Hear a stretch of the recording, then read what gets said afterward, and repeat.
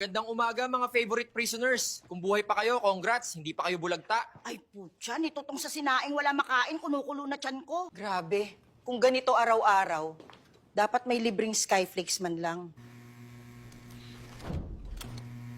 Congratulations, players.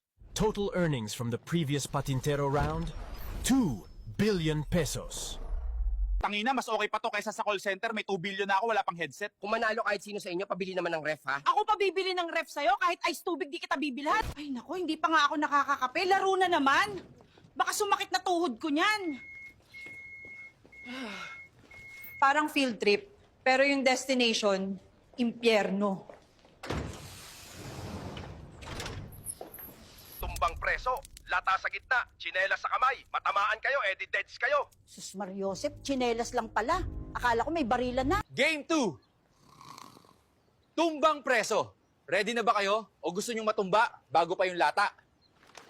Eh, Nay, ikaw na mauna. Baka malas kami. Baka ikaw lucky charm namin. oo na, sabi nga nila, parang birthday ko raw ngayon. Sana may handa si Lord. Bahala na si Batman! Ay, anak ng tokwa, may balat ata ako sa puwet.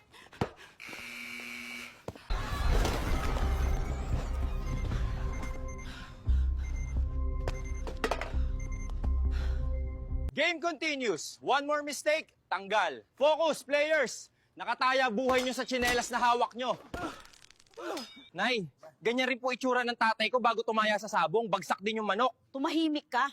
Baka pati tsinelas ko mawalan ng confidence. Pag hindi tumama to, susunugin ko na lang tong tsinelas. Player #069. Pasado. Ay nako, kung ganito rin lang pala kasakit sa tuhod, sana madyong na lang yung laro. Sa susunod, baka tagu-taguan kaso tataguan mo yung mga guard na pumapatay. Wow ha, round of applause. From 15 down to 12. The other 3, Tinamaan ng tsinelas. Better luck in the afternoon. Mga apo, panoorin niyo ako sa part 3 ha. Sana buhay pa ako, antayin niyo i-post ni Telly.